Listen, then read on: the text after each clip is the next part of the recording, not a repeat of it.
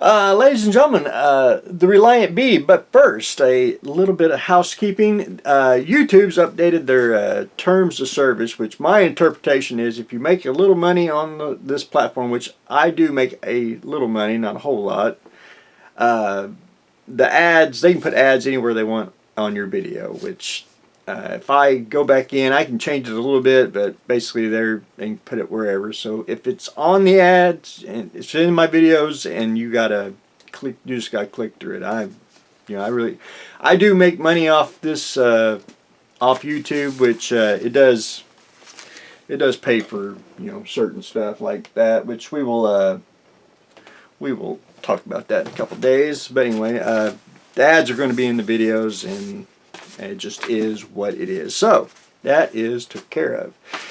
The Reliant B, again, ladies and gentlemen, I don't like to bore everyone, especially in some of the modeling, I'm going to say chores of the build.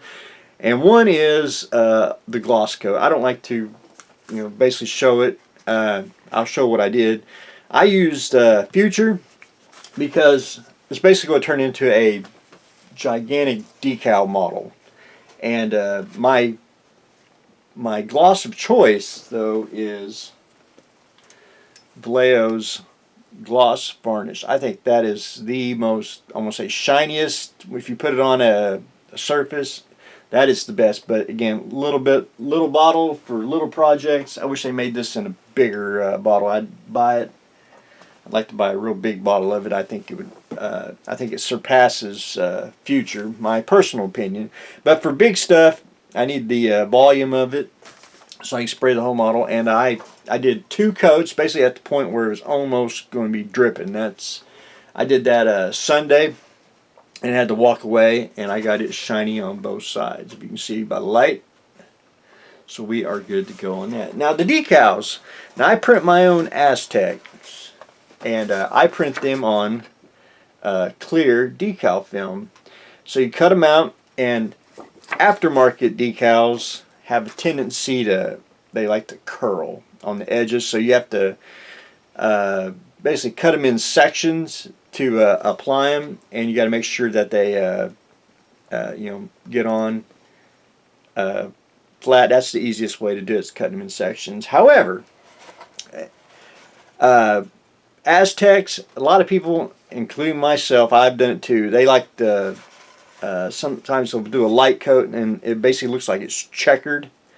I really, sometimes it looks good, most of the time it doesn't, to me anyway. However, if you can look at, if I can get the shiny here, choosing that base coat, if you look at the decals, it's very, very subtle, and that's what I like on the Aztec pattern, where you have to really, really look at it to see the Aztec pattern on here. Now there is some of them that's going to be crooked, because of course I am human, and I did, I thought I got it straight and looked at it, and I didn't. There might be some crooked ones, which that's an easy fix. We'll go back in and airbrush a little bit of shading just to even everything out. I basically got all the way up to here.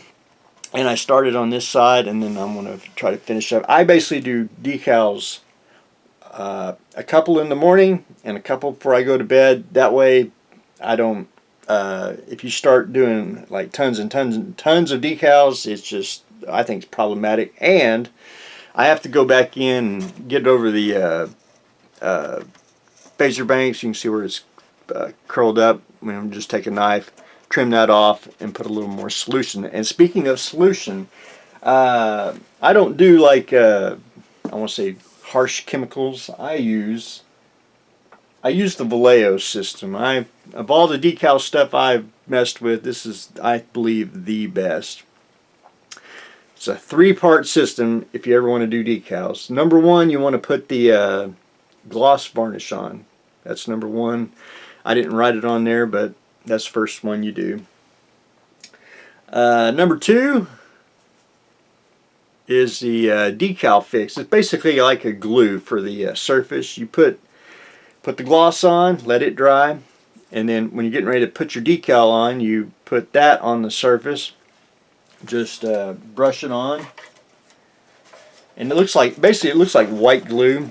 and you just brush it on the surface you want. Let that dry for just a little bit. Put your decal on, slide it on with water like you normally do. Again, take your brush, and speaking of brushes, and I try to mention this a lot, go to the hobby store, go to the craft store, get you, I like to use the white bristles, that way if they ever get dirty you can pretty much tell. And I do color codes. This time around, for this year, it's been yellow. So all my yellow handle brushes are for decals, and you get your little pack, you know. That just makes it easier on me, I think. And then after you brush on your decals and get that, I like to use the number 3, which I wrote it on there, Decal Softener. And it gives it the painted on look. And it may be a little hard to see it in the light. It might be a little bit shiny. But it does give it a, I won't say flat, but it does sink into the crevices and everything. And once we get this done, get all the decals on and everything, then we'll go back in, trim a little bit where I got excess, and then we'll airbrush a matte finish, because I don't like them too shiny, but we may have to have a little sheen on it too.